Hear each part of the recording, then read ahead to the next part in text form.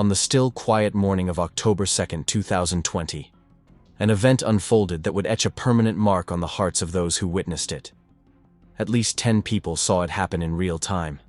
Some reached for their phones with trembling hands, voices breaking as they tried to describe the horror to emergency dispatchers. Then, just as abruptly as it had begun, the attacker turned and bolted toward a waiting SUV. With the screech of tires and the growl of an engine, the vehicle peeled out of the parking lot and disappeared before anyone had a chance to react. Law enforcement and paramedics arrived within minutes of the first 911 calls. But heartbreakingly, it was already too late. The aftermath rippled through the community. Even the most experienced detectives and seasoned forensic experts confessed they were shaken. Dear viewers, in the next video releases, you will find very intriguing and confusing cases. And in order not to miss them, be sure to subscribe to the channel and please like the video. Alyssa Avery Burkett was born on August 18, 1996 in Carrollton, Texas, a quiet, family-centered suburb located in the northeastern region of the Lone Star State, nestled within the greater Dallas metropolitan area. Carrollton had long been considered one of the best places in the U.S. to raise a family, known for its excellent schools, low crime rate, and strong sense of community. It was in this wholesome environment that Alyssa's life began.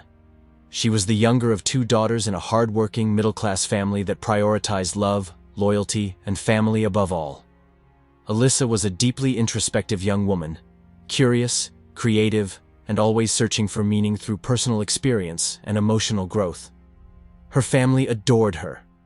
Though they didn't always understand her artistic impulses or impulsive decisions, they supported her wholeheartedly. Academics, however, were never Alyssa's strong suit. Her high school years were marked by struggles in the classroom, and although she did manage to graduate, her attempts at pursuing college were met with roadblocks and disappointment. Still, she refused to give up. Determined to carve out a place for herself in a world that often rewarded conformity over individuality, she enrolled in college multiple times, hoping each effort would be the one that stuck. Ultimately, in her final year, burdened by financial stress and academic pressure, she withdrew. With mounting bills and no safety net, Alyssa accepted a waitressing job at a busy local bar, a practical choice that quietly ushered in the beginning of a life-altering chapter. It was during this time of transition that she met Andrew Beard. Their meeting was purely by chance. One summer evening in 2017, Andrew stopped by the bar where Alyssa worked. Nearly a decade older than her, he was striking, confident, charismatic, and clearly successful. He owned a booming power tools company with operations across several states. From the start, Andrew was smitten with Alyssa's natural beauty and magnetic personality. She stood apart from the polished professionals he typically encountered. She was refreshingly real. He initiated their first conversation with wit and charm, drawing her in with engaging conversation. Alyssa was intrigued. She was flattered by his attention and curious about the accomplished man who had seemingly stepped out of a movie. Their first date followed soon after, and in just a few weeks, their relationship blossomed. Alyssa was swept up in a whirlwind of luxury, lavish dinners, designer gifts, weekend getaways. Andrew would pull up in a sports car, whisking her away like a scene from a romantic film. At first, she truly believed she had found her fairy tale. Andrew was attentive, generous, and endlessly romantic.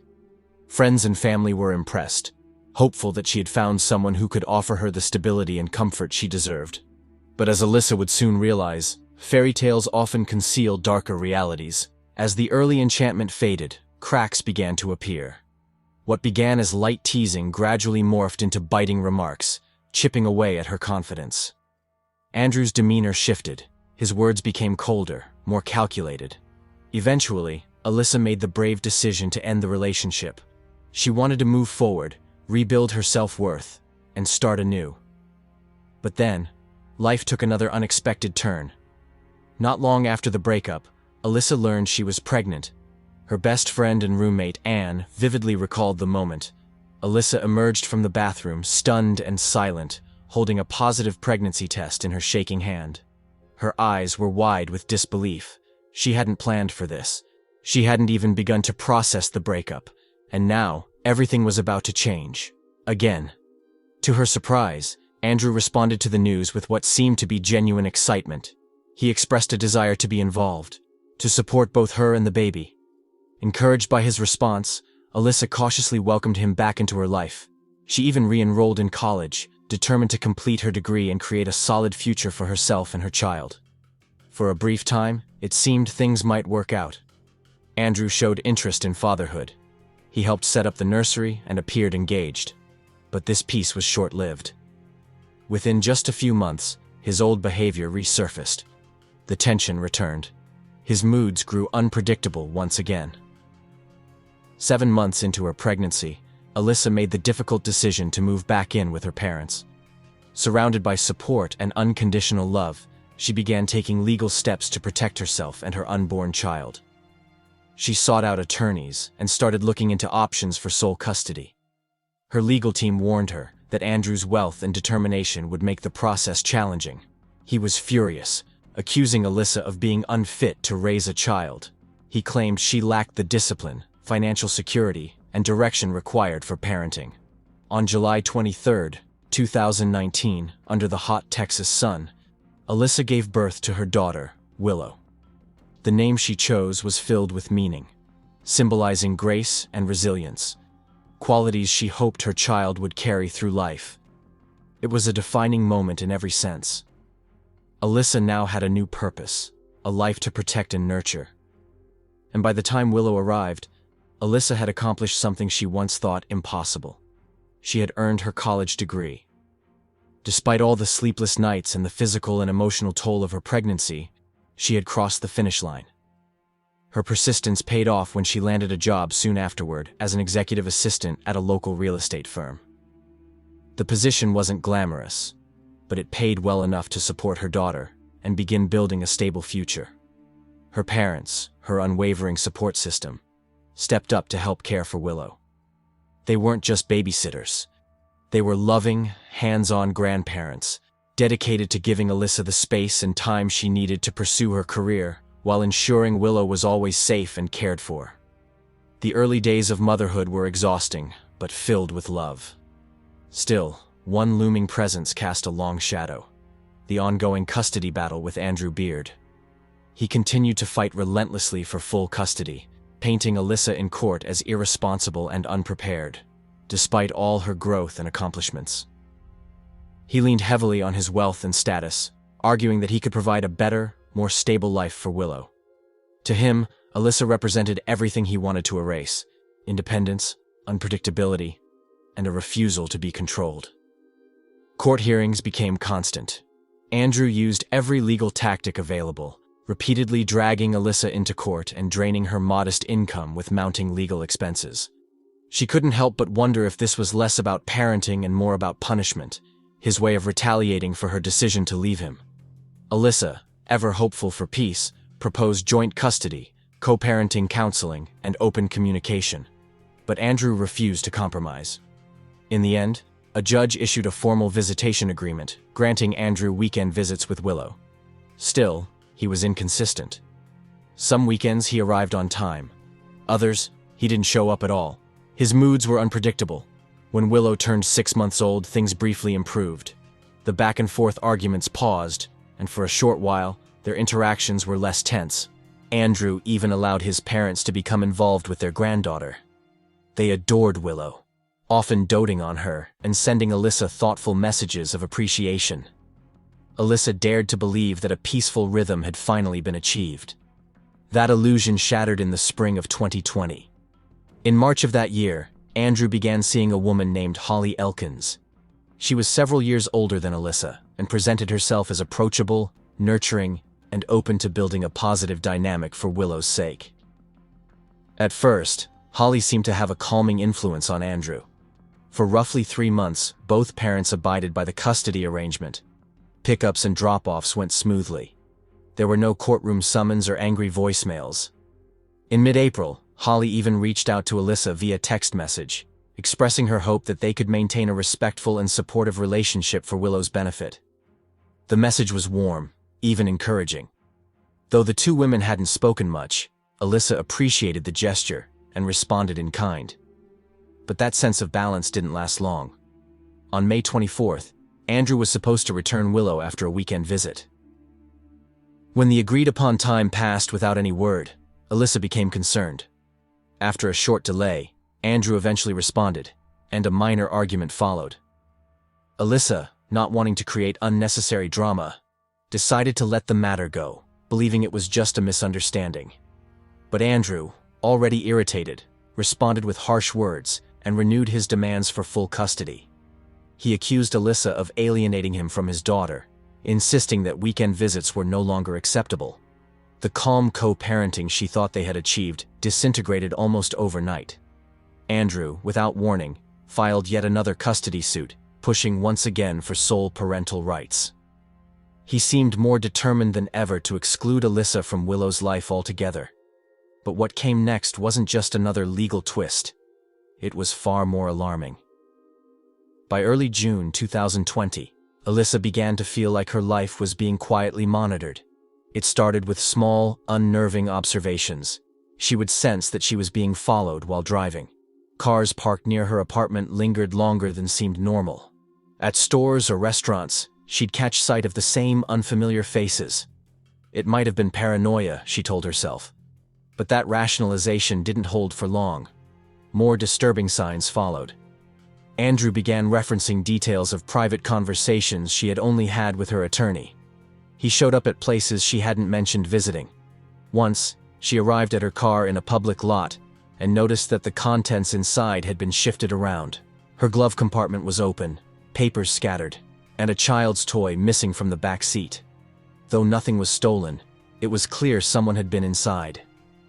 Alyssa started double-checking locks, changing passwords, and keeping a detailed journal of every unusual event. She reached out to her attorney, and they discussed filing for additional protective measures. Still, she tried to keep things as normal as possible for Willow, even as the stress took a toll on her sleep, her concentration, and her sense of safety. Then, in early September, a disturbing event shattered what little sense of security she had left. A man named Frank Marrow, someone Alyssa didn't know personally, contacted local law enforcement with a claim. He alleged that Alyssa was involved in distributing illegal products from her vehicle. The accusation was shocking and completely unfounded. When police officers showed up at Alyssa's workplace and asked to accompany her to her vehicle, she cooperated, visibly shaken but compliant. She unlocked the trunk, having no idea what to expect. What she saw nearly made her knees buckle. Inside were neatly stacked bundles of cash, far more than Alyssa had ever seen in her life. She stared in disbelief. The officers began their protocol, reading her rights and escorting her to the station for questioning. Alyssa's heart pounded as she tried to explain she'd never seen that money before, that she had no knowledge of how it ended up in her car. The interrogation was intense, though civil. Alyssa repeated, over and over, that she was innocent. She had no criminal history, no prior offenses, nothing to suggest she was capable of what she was being accused of. The entire situation felt surreal.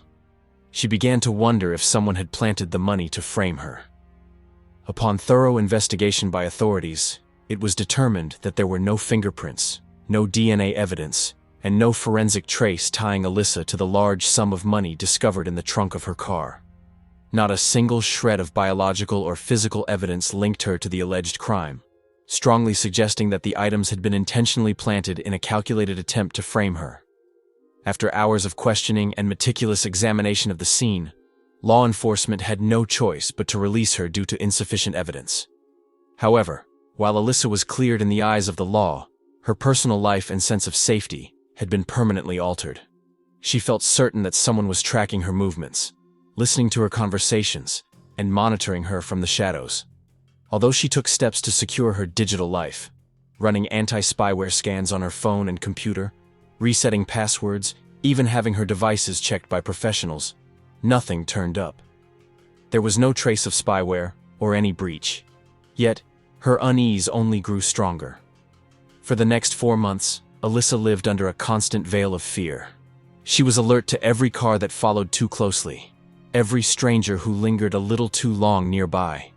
Her once peaceful life had turned into a hyper-vigilant existence where trust was scarce, and safety felt like a luxury. Then came the morning of October 2nd, 2020. It was a Friday. The sky was clear, the air crisp with early signs of fall. As usual, Alyssa arrived at the office complex where she worked. She parked her car in her designated spot in the lot, just a few feet away from the building's main entrance. Everything seemed routine, until it wasn't. She was gathering her things, preparing to exit the vehicle, when she noticed a large black SUV, a Ford Expedition, parked just a few spaces away. The windows were heavily tinted, making it impossible to see inside. The vehicle looked unfamiliar, but Alyssa didn't initially think much of it. Her job was in a busy area. Cars came and went all day. But just moments later, her instinct told her something was off. A figure stepped out from the SUV. The man, described by later witnesses, had a beard and was wearing all black. His clothing was deliberately nondescript, with a hood pulled up to shield his identity. The way he moved, calm, purposeful, and without hesitation, sent a chill down the spines of those who observed from a distance. Without saying a word, he walked directly to the front of Alyssa's car. What happened next was swift. At least 10 people, including office workers looking out from nearby windows, witnessed the scene unfold in real time. Shocked and immobilized by fear, none of them could act fast enough to intervene. Several scrambled to dial emergency services, their hands shaking as they described what was happening. The entire event lasted only a matter of minutes before the assailant turned and rushed back to the SUV. The vehicle peeled out of the lot at high speed, disappearing before anyone could react. Law enforcement officers and paramedics arrived on the scene within minutes of the first calls. But tragically, it was too late. The shock of what had occurred reverberated through the community. Even seasoned detectives and forensic specialists admitted they were rattled. Many said it was one of the most unsettling crime scenes they had ever encountered. The nature of the assault, its timing, location, and precision, left no doubt that it had been carefully premeditated. There was no indication that the perpetrator intended to rob or frighten her. The actions had been focused and deliberate. It was clear to investigators that the motive behind the crime was deeply personal. Within moments of the emergency response, Alyssa's family arrived at the scene. Her coworkers, in their panic, had called her parents immediately after the attack. The image of Alyssa's mother collapsing to the ground at the sight of the flashing lights and police tape would stay etched in the memories of those present that day. Her family was devastated. When detectives asked if there was anyone who could have had a motive to harm Alyssa, her parents didn't pause. Without hesitation, they named the one person they believed capable of orchestrating such an act: her ex-partner and the father of her child, Andrew Beard. They also revealed that the day before the incident, Andrew and his partner, Holly Elkins, had taken Willow for a scheduled visit. The timing now seemed far too convenient. Fearing that Andrew might try to flee the area, authorities issued an urgent statewide alert. Patrol units, air surveillance, and border checks were alerted to be on the lookout for Andrew's vehicle. Within hours, law enforcement located Andrew, Holly, and Willow, traveling in a car along a route heading toward Andrew's residence. The couple did not resist when pulled over. They appeared cooperative and composed, answering every question presented by the officers. According to those involved in the initial questioning, both Andrew and Holly showed no signs of panic or distress. They expressed genuine surprise about the tragic news and willingly agreed to accompany police to the station for further questioning. A preliminary search of Andrew's vehicle turned up nothing out of the ordinary. No weapon, no traces of evidence, no clothing matching the suspect description. Despite mounting pressure and outrage from Alyssa's family, authorities had no grounds for detention. Andrew hadn't violated any legal agreement regarding custody or court orders, so he was released. However, the case was far from over. Later that day, a search warrant was issued for Andrew's home. Detectives, forensic analysts, and crime scene technicians arrived at the residence, carefully documenting and collecting items. Though he was not arrested, Andrew, along with Holly and Willow, checked into a nearby hotel while the search commenced. The discoveries inside the home gave investigators reason to look closer. Multiple legally owned firearms were located inside the home, all of them properly registered. However, none matched the specific type believed to have been used in the attack. That said, a firearm suppressor, or silencer, was found that did not correspond to any of the registered weapons. In the garage, they uncovered a sheath for a large hunting knife.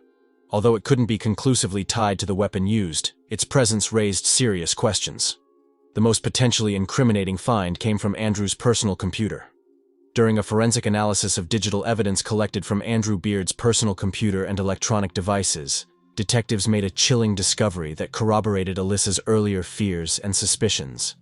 Installed on his systems were sophisticated spyware programs, high-grade surveillance tools typically used in corporate espionage. These applications were capable of silently intercepting phone calls, reading text messages, and recording Alyssa's private conversations without detection. Another program monitored GPS data in real time, allowing someone with access to her phone to track her location at any given moment. The situation became even more alarming when a detailed technical breakdown revealed that Alyssa's car had been equipped with a covert GPS tracking device. It had been expertly installed in a concealed area under the vehicle, giving Andrew constant access to her whereabouts without her ever knowing. The digital footprint left behind was clear. He had known exactly where she was going, who she was meeting, and when she was alone. Investigators concluded that this level of coordination could only be achieved by someone with obsessive intent and significant resources. The digital trail didn't stop there. Further investigation uncovered a previously hidden connection between Andrew Beard and Frank Marrow, the same man who had made the false police report accusing Alyssa of illegal activity just weeks prior. Evidence showed that Andrew had provided Marrow with specific instructions, a duplicate keyless entry device, and a financial incentive to carry out a carefully staged operation. Bank statements revealed a large, unexplained withdrawal from Andrew's account days before the incident. The money was traced to Marrow through a series of digital transfers. In essence, Andrew had attempted to orchestrate a framing operation, hoping that a criminal charge would strip Alyssa of custody and hand him full parental control of Willow. With these revelations, authorities finally had enough to take legal action. While there still wasn't direct evidence tying Andrew to Alyssa's murder, the charges related to illegal surveillance, stalking, and conspiracy to commit custodial interference were strong enough to warrant his arrest. On those grounds, Andrew Beard was taken into custody. However, due to the nature of the charges and lack of concrete evidence linking him to the more serious crime, he was released on bail the following day under strict conditions. A travel restriction order was imposed, forbidding him from leaving the state, and he was required to check in regularly with law enforcement. Despite this, Andrew returned to the home he shared with Holly Elkins and Willow, continuing life almost as if nothing had changed. But the case was far from over. On October 4th, a breakthrough came. A black SUV matching the description given by witnesses, the same vehicle used during the attack, was discovered abandoned in a remote wooded area miles outside the city limits.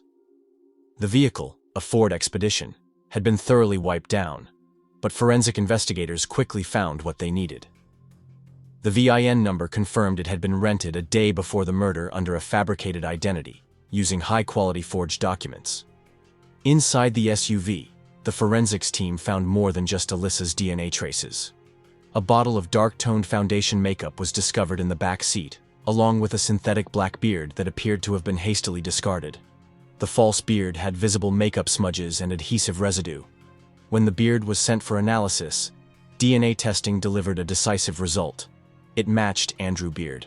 The disguise had been used in the commission of the crime, and it tied him directly to the scene. The evidence was now overwhelming. On the strength of this discovery, Andrew was rearrested and charged with first-degree murder. The same day, emergency legal action was taken to transfer custody of Willow to Alyssa's parents, who had petitioned the court after learning of Andrew's arrest.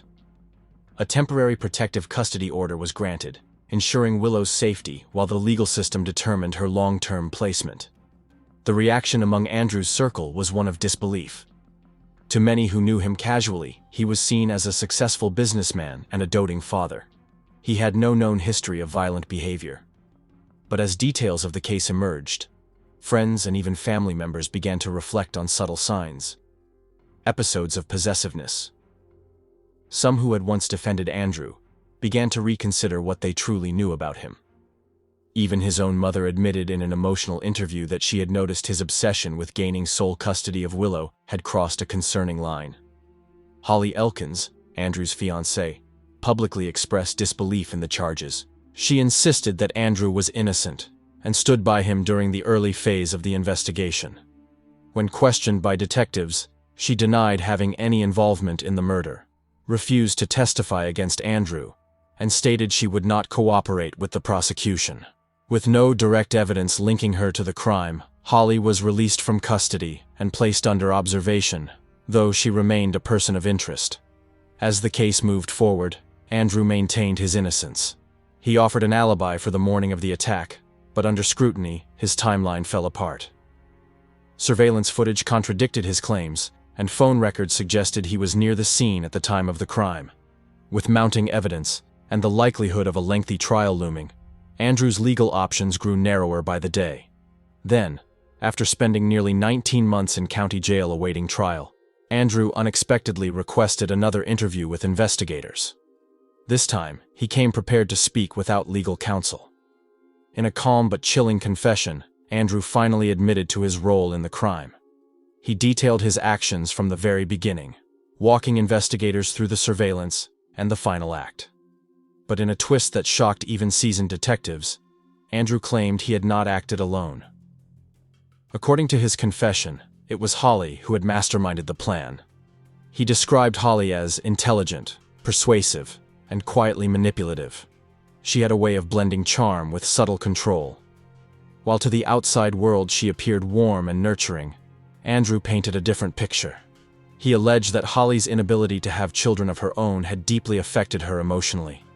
Over time, she became fixated on Willow, seeing the child as her own. When she realized that Alyssa's presence threatened that fantasy, Andrew claimed she began crafting a strategy. Holly allegedly aimed to have Alyssa declared unfit, using fabricated charges to have her imprisoned. However, there was another complication: Alyssa's parents, who could also petition for custody of their granddaughter. It was a calm afternoon when Andrew and Holly Elkins arrived at the home of Alyssa's parents to pick up Willow for a scheduled visitation. What should have been a routine exchange quickly spiraled into tension. According to witnesses, Holly appeared agitated even before entering the property, displaying signs of hostility and restlessness. As soon as the door opened, Holly reportedly began raising her voice, accusing Alyssa's parents of intentionally poisoning Willow against her and Andrew. Her tone, sharp and accusing, escalated the atmosphere from tense to volatile in a matter of moments. The situation turned confrontational, and within minutes, Holly accused Willow's grandparents of attacking her. Immediately after leaving the house, she called 911, claiming that she feared for her life. When law enforcement arrived, Holly appeared visibly shaken. However, after conducting initial interviews with all parties and examining the physical evidence, officers noted inconsistencies between Holly's account. Officers concluded that while an argument had clearly taken place, there was no evidence to suggest that Holly had been attacked or that she had been in any danger. The matter was formally documented, but no charges were filed. This event, however, wasn't an isolated incident. It was one more calculated move in a broader campaign orchestrated by Holly Elkins. Authorities would later learn that Holly had been the mastermind behind an earlier scheme to frame Alyssa. Her thinking was cold and strategic. If Alyssa were imprisoned, Andrew would automatically gain full custody of Willow. But when that plan collapsed due to a lack of evidence, and Alyssa's name was cleared, Holly began exploring far more sinister options. As Andrew grew more influenced by Holly's psychological manipulation, she began crafting a detailed and elaborate plan. She reserved a rental vehicle using forged documents and a fake identity. She gathered materials, makeup, prosthetic disguise elements, and a synthetic beard to alter Andrew's appearance. She rehearsed the timing and logistics, covering every potential variable. The plan, in her mind, was perfect. She was convinced that the disguise, paired with Andrew's clean criminal record, would mislead investigators long enough to destroy any possible link between them and the crime. However, despite her meticulous planning, Andrew made critical errors. His inexperience with crime and his emotional volatility led to mistakes. Discarded items, overlooked surveillance footage, and forensic traces that quickly unraveled their carefully woven narrative.